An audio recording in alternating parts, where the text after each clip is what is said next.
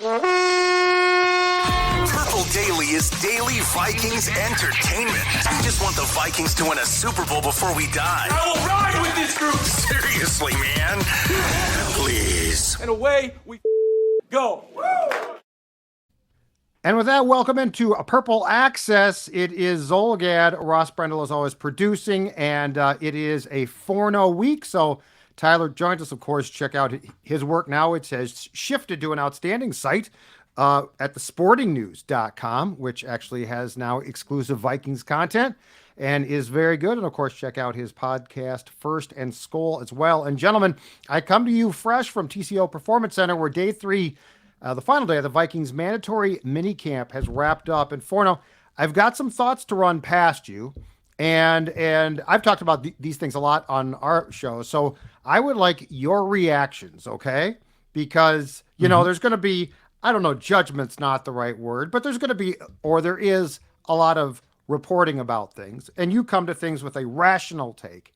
And so I'm going to run a few things past you, and I would like to get your thoughts. And I'd like to start with this one. The quarterback situation, not surprisingly, Sam Darnold is the starting QB. There's no competition here. This is not a competition. In fact, it goes Darnold, Mullins, I would say McCarthy, and Hall. And I told you this when we were talking at dinner a couple of nights ago. J.J. McCarthy is a work in progress. He can sling the ball. That is obvious. Sometimes there are throws that aren't great. Sometimes there are throws like today. He made a bunch of throws that were great. When I tell you that, what is your overall takeaway of the Vikings quarterback situation going into the last week of OTAs next week? Sounds like a rookie, right? One of the big things with McCarthy is he needed a little bit of footwork and mechanical stuff. And when you have a guy in the offseason, you're going to drill that, and that's going to lead to inconsistencies because I equate it to writing with your opposite hand.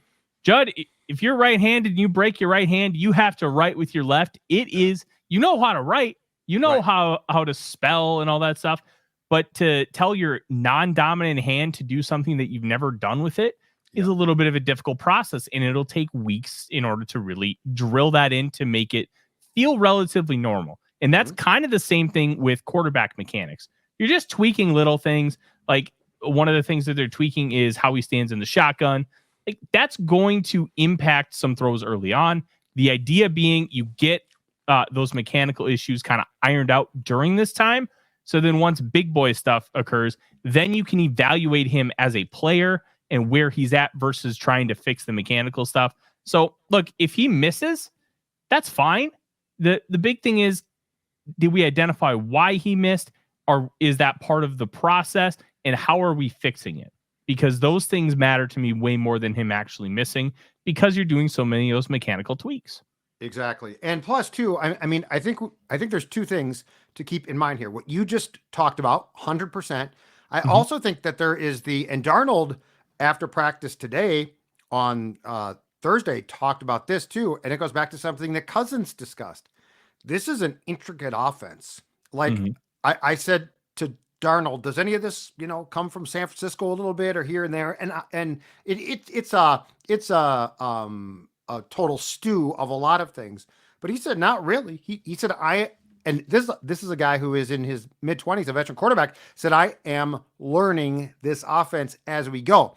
So if you're McCarthy and they're trying to change your mechanics a little bit, and you're trying to, not have your head be swimming, that's a lot there. So I do think that what I see as the Vikings approach, which is steady and slow, is the absolute right call. And you know what? People halfway through, if JJ is not starting, might say, what's going on here? But I'm telling you, I think this is the smart play. Go as slow as you have to for future delivery. No, absolutely. I think you got to be really patient with this. And I want to throw this at you, Jeb, because we just recorded an episode of The Real Forno Show about an hour ago, and it airs at 6:05 Thursday night just because we had to maneuver some stuff because of the dogs. I want your opinion on this. What happens if Sam Darnold is good? Not just good, like really, really good. Because I find that element really intriguing about this whole process. And the one a historical example that I kind of looked at that would equate to what we have going on here in this situation is the 2005 San Diego Chargers. They drafted Phillip Rivers in 2004. Drew Brees goes out and plays like a Pro Bowler. Final year of his deal. He really hadn't proven anything up until that point. They franchise him, and then he plays really well in 2005, but then rips his shoulder up. So they have a reason to now go to Phillip Rivers. What happens if you get 2004 Drew Brees, where you kind of get a little bit of a renaissance and you get Darnold just balling out and playing really well? How do you handle that moving forward? Like when you talk about him being entrenched, he's the guy, there's really no competition. My brain's like, well, let's kind of look at scenarios. And that was one that jumped out to me. What do they do? Great problem, first of all. Like Absolutely. If that takes place, it is a perfect world. But I think that if he goes Breeze, which I don't expect, but let's just say for a second he does, then I think you have a decision to make. But here's the problem then. He signed to a 1 year, very, very quarterback friendly, as far as the team's concerned, $10 million contract. So if he goes crazy and has an unbelievable year, and now let's say he's earned a multi-year contract, and let's say that it goes up into quarterback territory, not the top of that list, but let's say that territory, and McCarthy, in your opinion, is set, I think you've got to go to McCarthy. Now, if McCarthy's lagging behind and there's real concerns now, and I mean, that's not unheard of, then I think it's a decision. And I made this comparison on Purple Daily with Phil and Declan a couple of days ago. I think perfect world, like realistic, perfect world. And these guys aren't identical, but I feel like there's attributes there. I think Sam Darnold could turn into Brad Johnson. Ooh. Okay. Brad Johnson became a very solid starter. And he, now in his case, he was like a 12th round pick. He was taken in a round that doesn't exist. So like if let's say he doesn't become Drew Brees, but let's say, you know what, right offense, the right coach. In his defense, he played for the Jets and Carolina. And then he did get the advantage, and I think it's a big one, of being in San Francisco, not playing, but learning. So let's just say he becomes a solid veteran. You know, in my opinion, Brad became a very solid, not a star, but a good, solid QB. Then I think that he probably walks, but he still gets a nice payday, and he gets more than 1 year. But boy, would that be a nice problem too. That would be a nice problem, because I will say this, the way that this, and it's 3 days and it's not even training camp yet, but the way that this is trending, I think the Vikings are going to bend over backwards to protect McCarthy. Yeah. I really do. And I got no problem with that, Forno. Yeah, I agree completely. And I don't even think that the Darnold thing is plausible. Like when we make the comparison, Drew Brees, we're talking 2004 Drew Brees. We're not talking the guy that ended up being a Hall of Famer. We're talking super early on. So, and it just fascinates me the potential trajectory that this could take, because I don't think this is similar at all to like Aaron Rodgers and Jordan Love. I don't think this is similar to really any other like scenario, because Darnold has the talent, and that's, I think, the differentiating factor between him and Johnson. Johnson didn't really have a lot of arm talent. Darnold has a lot of it, but he's never been able to piece it together, and arm talent isn't everything when it comes to playing quarterback. Right. So this whole thing just fascinates me. And look, let's just be real. Darnold could go out there and stink, absolutely bomb, and I don't think any of us would be surprised. But I like to kind of explore every possible angle, because if he's really good, that is what Kwesi Adolfo-Mensah mentioned is a champagne problem. Because like, oh, we have a dude. And it's really hard to say no to a really good quarterback if you can work something out. That's my brain's jumping in a million places, Judd, but I'm just fascinated. Judd mentioned San Francisco a few moments ago, and the first thing that came to my mind, Forno, when you said, what happens if Sam Darnold is really good? Because I've also had similar thoughts. We've talked about that on this podcast. This is going to be the best situation he's ever had as a starter. Maybe talent around him, you can argue San Francisco is better, but he only started one game when, for all intensive purposes, it didn't matter to the San Francisco 49ers. But what I think of here is for Sam Darnold to be the Vikings quarterback long term, I think you can make the argument it basically has to end this season in a Super Bowl appearance or an NFC Championship appearance. And the reason why I would say that is go back to halftime of the divisional round. I think a lot of people at halftime of the 49ers and Green Bay Packers had assumed, well, it was a nice run for Brock Purdy, but they're going to go try and get Kirk Cousins or somebody else. And I think what saved Brock Purdy's job, as weird as this is to say, he ended up having 2 comeback performances in the playoffs and they got to the Super Bowl. I'm not saying Sam Darnold is better or worse than Brock Purdy. My hunch is Brock Purdy is probably better. But I think that that's the situation that Sam Darnold is in right now with the Minnesota Vikings. He's not playing for a long-term contract with the Minnesota Vikings unless there's a Super Bowl appearance. He's playing for a long-term job in the NFL with insert franchise here. But I don't think it's out of the realm of possibility. Maybe the Vikings aren't a playoff team this year, but I also don't think it's beyond the realm of possibility they couldn't win 10 games and be a wild card team with Sam Darnold. That's the intrigue to this season. This could be a 10-11 win team where things go well with Sam Darnold. It could also be a year where they win 5-6 games and you're talking about a team that's drafting in the top 14 again. This is like a kid on Christmas morning when you don't know what's inside that Christmas present package. That's literally what this entire 2024 NFL Vikings season to me is. I do want to pose a question to Judd and Forno. You can definitely hop in. It's so early, but I thought it was interesting that you said it goes Darnold, Mullins, McCarthy, and then Hall. And at the end of the day, to me, it doesn't really matter if you're keeping Mullins or Hall. But interesting that at least right now, are you saying they would maybe stay with Mullins? Because I think they're going to keep 3 quarterbacks. So would you stay with Mullins over Jaren Hall at this point? And is that probably because of the experience? Or does he just look better right now than Jaren Hall does?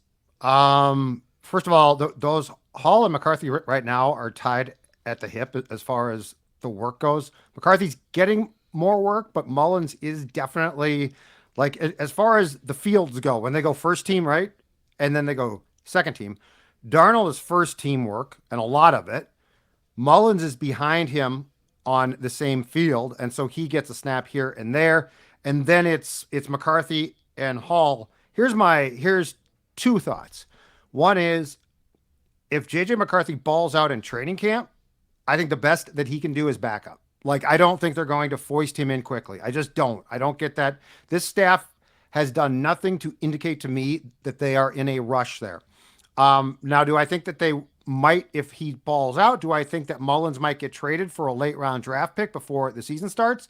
I think the possibility exists. If it doesn't, I think they keep the 3 QBs. I suggested Forno to somebody. I said, would they cut Hall? And what I was told was yes, because at this point in time, you'd probably almost certainly clear him through the waiver process and could practice squad him. Now, I did not assume that was true, and I don't know if that's true. But what I was told was the assumption is that they could probably, at this point in time, get him through that process. And so I guess perfect world, if McCarthy is just meh, he's learning, but he's not great in training camp, is opening day. Darnold starts, Nick Mullins behind him, McCarthy on the roster, obviously, and then Jaren Hall comes back to the practice squad. I think by the time it's said and done, Nick Mullins will end up getting traded. I still believe that. I think that you're going to get a lot of those little mechanical things ironed out by the time training camp starts or just into training camp. And then McCarthy really takes that step forward. And you feel comfortable, like, look, we're not going to start him and throw him to the fire.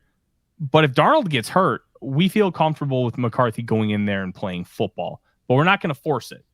And Mullins is a valuable trade asset. His cap hit is, I believe, $1.8 million or slightly over that. Correct. And that, like, whoever trades for him is going to get that kind, like a high-end backup. I call Nick Mullins a top 5 backup quarterback in the NFL. Not quarterbacks who happen to be backing up. Like, J.J. McCarthy is going to be a backup. He's not a backup quarterback. Nick Mullins is a backup quarterback, and he's very good at it. He's going to keep you in games and give you a chance to win. You just got to hope he doesn't make those bozo throws to get you in position to lose. That's why he's a backup and not a starter in the NFL. But If you trust McCarthy and you're ready for him to take that step into the backup role, which I think he will be by the end of August, then you trade him for like a 5th, 6th, or 7th round pick of some sort, get a little bit of draft capital back, get his money off the books, and then you keep Jaren Hall because look, as volatile as Hall was in his little bit of time last year, he's a third quarterback, which is very valuable in the NFL, and he's got 3 years left on a rookie deal. That matters when it comes to quarterbacks, especially when you're talking about a developmental guy who's in your number 3. I'd rather have that asset because Mullins isn't going to stick around next year. I don't think so. I'm guessing he would move on and probably cash in like in that $6 to $10 million range. So I still think Mullins gets moved, but a 5th round pick too. That would be hard to pass up. I think 5th round pick team is a little bit desperate. I think it's probably a 6th round pick conditional, but but they'd have to play a certain amount of time. On Jaren Hall too, Forno, he now is 1 year in the system, so at least he has that terminology down, so that's a plus. Judd, to your point about maybe being able to sneak him through to the practice squad, he is 26. If he was 22 or 23, I think teams might be more apt to take a swing at him on the wire, probably pushing 26, 27 years old. Probably not so much. Yep. All right, boys. Roscoe, let's get to comments from YouTube.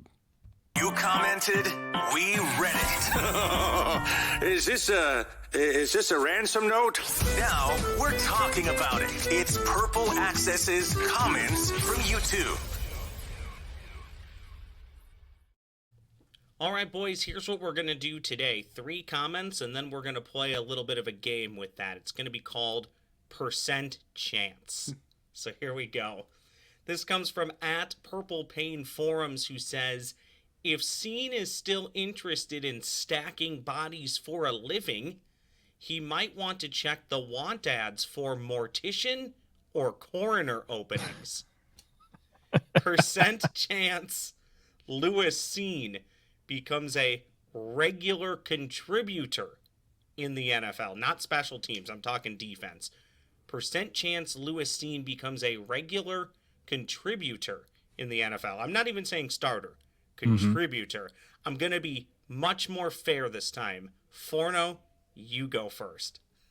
33%, but I don't think it's with the Vikings. I think he's got to go to a defense that he was drafted to play, and that's the Vic Fangio style, where it's okay if you miss a tackle because there's so much pursuit going to the football. And it's just really frustrating. And I think you can blame like Kwesi Adofo-Mensah for the draft, but I think you also have to blame him for the fact that they made the wrong call on defensive coordinator, thinking that they were hiring the scheme, they were not hiring the coordinator. That's kind of how I see it at this point. And they drafted specifically for that scheme rather than, I think, just drafting overall talent. I mean, Cine was worthy at the time of being the 32nd overall pick. Nobody was doubting that. But it really hurts a little bit extra with how poor that draft class went. And there were so many variables behind it. But I think if Cine's going to contribute anywhere, I think you got to send him to a place like Philly. Like, I think Philly could be a good rehab project now, right? Yeah, that Vic is there in Philly because he got chased out from the Dolphins after a season. Yeah, I think a Jalen Reagor package, like a conditional 5th and a 7th, probably gets it done. Yeah. Because there is talent there. Nobody is denied that there's talent. It's just being able to use it well enough to be that contributor. It's really frustrating to see, but I mean, it just kind of is what it is at this point. I'll put it at 15% because the incredible thing is, like, Brian Flores, I give him a lot of credit. If he takes players of all type of ilks and finds ways to use them, and as far as I could tell from my 3 days watching this team practice, Lewis Cine is the last safety on the depth chart, which is remarkable. So I'm going to say 15%, but I think Forno is spot on. It will not be here. I don't know if there's a problem with understanding the system. I don't know if he just is sort of tired of football, which has happened before. But like when you look through the safeties on this roster, who Flores likes, perfect example, Theo Jackson, okay? A cast off from the Titans. he clearly gets it. And like they want to play him. Jay Ward and Cine are close depth chart wise, but Jay Ward, I think, is seen as a, no pun intended, a superior special teams guy. So I think that it's 15%, but I think Tyler is spot on. I do not expect Lewis Cine to be on the opening day roster here. And if the Vikings can trade him for like a late round pick, conditional pick, I think they'll be thrilled, unfortunately. Let's circle back, comment number 2, to something we already spent a good chunk on, but again, I'm going to ask for a percent chance from both of you. This comes from the last Purple Access the three of us, you two, Judd and Forno, did together. Sam Darnold starts September 2024 and September 2025. Sam's the man. That comes from Nairobi Dino. Percent chance Sam Darnold is the Vikings Week 1 starter in 2025, Judd Zulgad. Oh, I'm going to put this very, very low because I don't think that's the plan or the goal. I'm going to put it at like 3%. If he had a second year on his contract, if he had signed a 2-year contract and then he balls out and plays great, then I think, hey, there's a chance, right? But if he does, so if he's terrible, they're going to almost certainly move on to McCarthy in 25. And if he's fantastic, I don't think they're going to bring him back on a multi-year, multi-million-dollar contract. I think it's about 3%. And look, I think this is the plan too. Like, I don't think that this is a fluke of, oh, they screwed up or something. So I'm going to put it very, very low because for either side, I'm not sure it makes sense to commit to him here beyond the role he's supposed to play for now in 2024. I put it at 5%, and I think you said it well, Judd.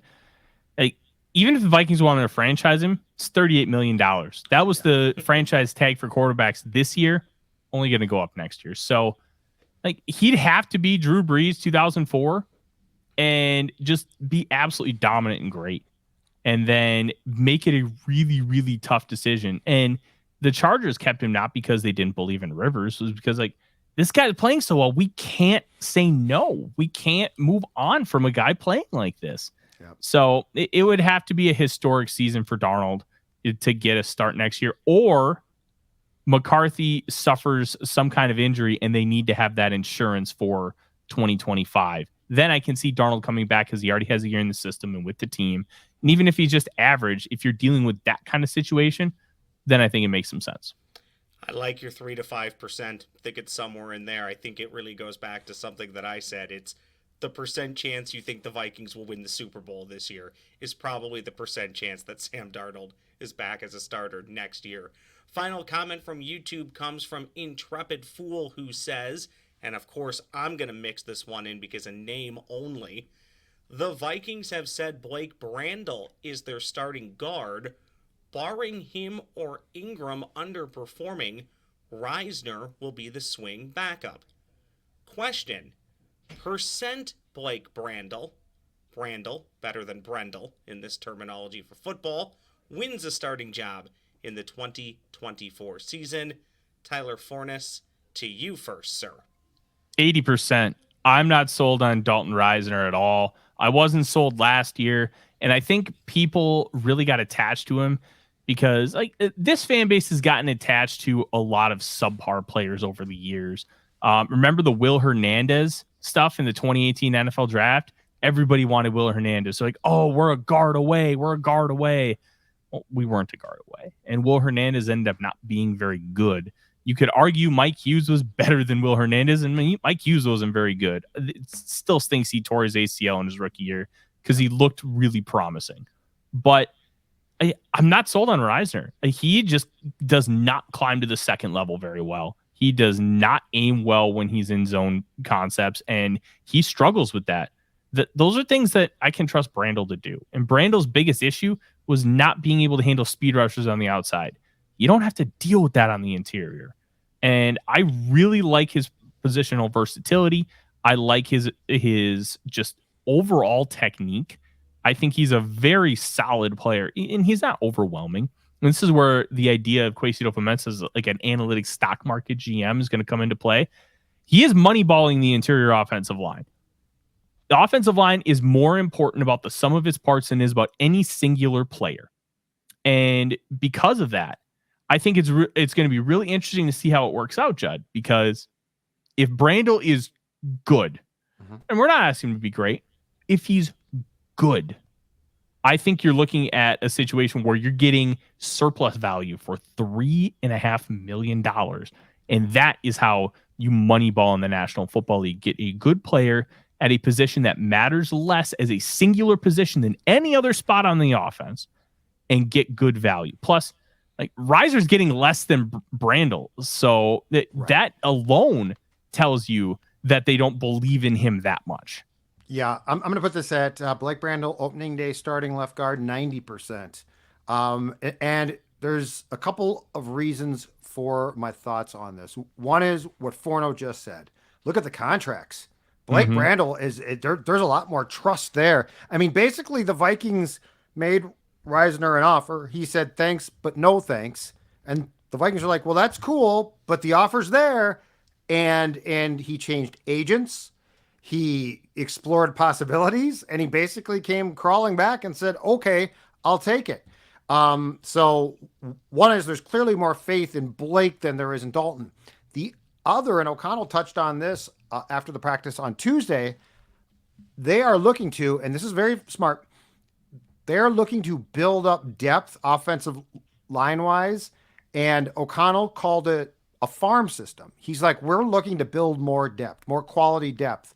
And so, like, if Risner wins a job, that's fine.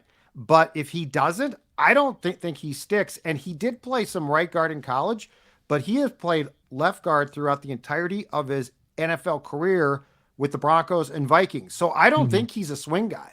I think that there are other options. So, but I think Brandel, I just think with the contract he got, which is a very fair contract, I think the Vikings have decided, after praising him for at least a year now, that it's his turn. So I think the odds are very high. I would say the odds are high that Brandel starts, and they're higher than not that Risner gets cut.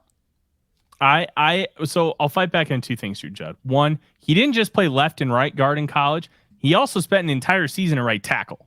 So yeah, I think he does have flexibility, was just never asked to do it in the NFL. So I think that is a little bit more of a possibility than if you just look at like where his snap counts have lied, because he's already done it in the past. And two, if you cut him, it's 1.1 million dead. Now that's not a death sentence by any stretch of the imagination with the cap, but I don't imagine him being cut when you just signed him and you gave him that much dead. Now there could be offset language with the 600,000 guaranteed salary. If he goes somewhere else, that gets off the books. Right. I think it's very plausible, and then it's only 500,000 dead. But I just, unless Michael Juergens looks like Matt Burke or John Sullivan incarnate, I don't see a world where he gets cut. All righty. The answer's probably no, but is he tradable in camp? You'd probably have to find a team who's down a guard, because they probably would have signed him if they wanted him. Yeah, right. But he's tradable, but like you just said, no one wants him. Nobody wanted him. I mean, he could have signed for nothing, basically. So, yeah, there's definitely, I think a fair word to use here is trepidation when it comes to Dalton. There is clearly league-wide trepidation. Roscoe, should we get to extra points? Let's do it. These extra points never miss. It's Purple Access's Extra Points. All right. Who wants to start? I'll take it, and I'll go very quickly. I don't know if you guys saw this on the social medias, but the people lining up to get St. Louis Battlehawks playoff tickets, did you guys see this in the USFL? No. I don't know. I know why it happened, but at some point we need to right that wrong and get the NFL back in St. Louis. It's a crying shame that they do not have an NFL football team. They are bringing 50,000 people to these USFL games. Good. Got to build a stadium. Good for them. Got to build a stadium, though. Yeah.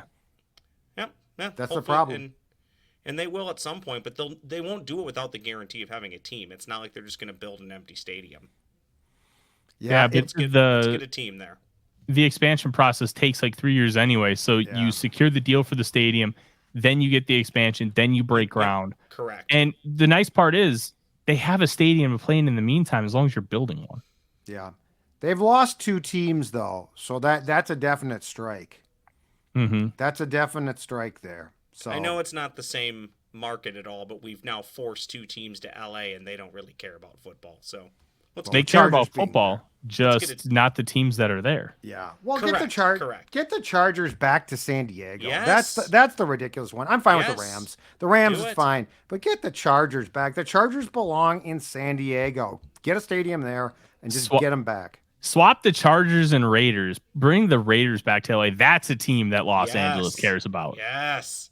Oh, the Coliseum too. Mm-hmm. Back in the Coliseum days. Forno, what's your extra point?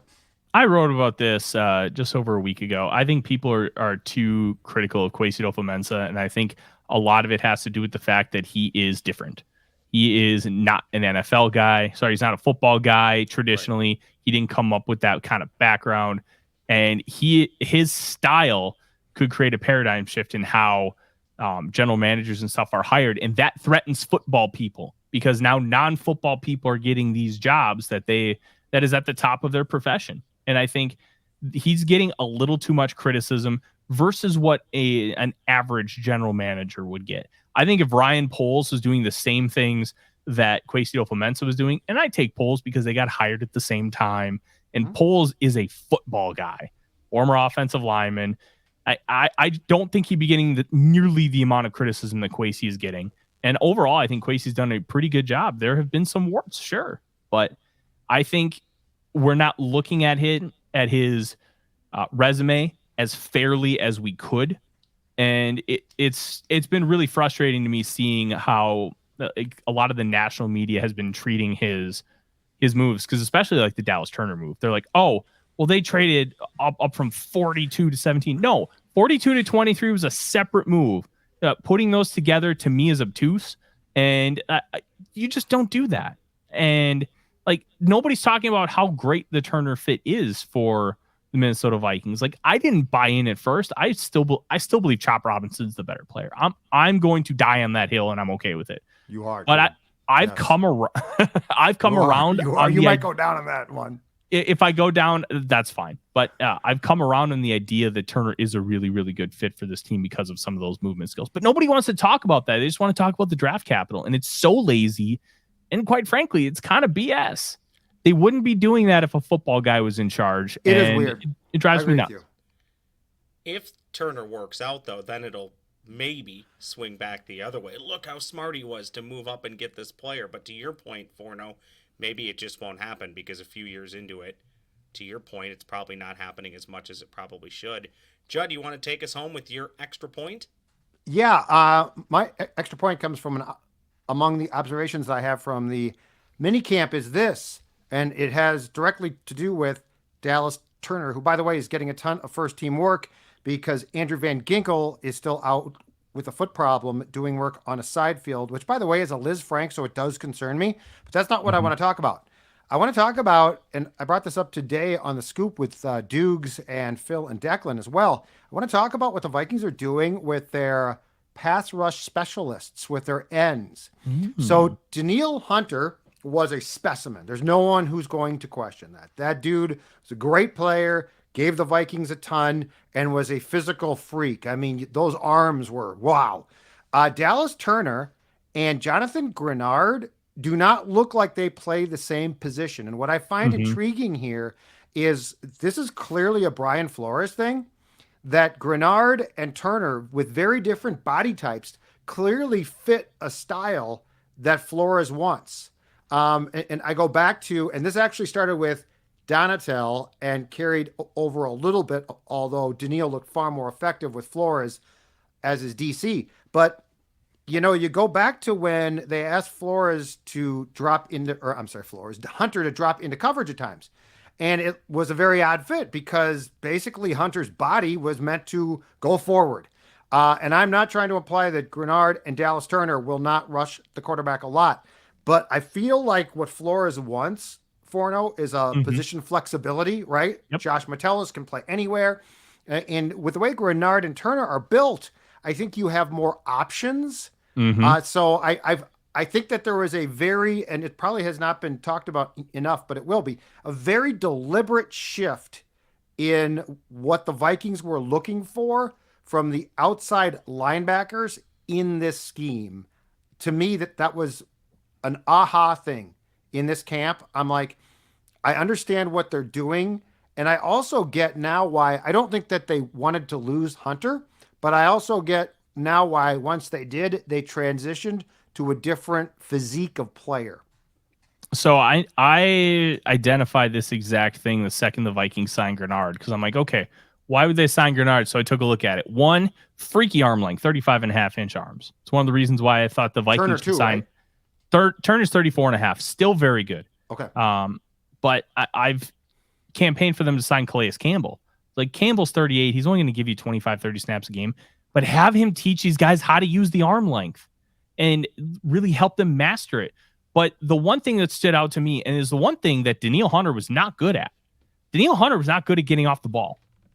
And in this scheme, you got to get off fast and you got to get pressure quickly because you're blitzing. And with blitzing, every millisecond is going to matter more than just a standard pass rush. And you got to get home fast. What does Grenard do? Get off the ball well. What does Turner do? Get off the ball well. That matters. And as great as Hunter is, and you will work with that guy and you will make it happen because of how talented he is. And he's that specimen.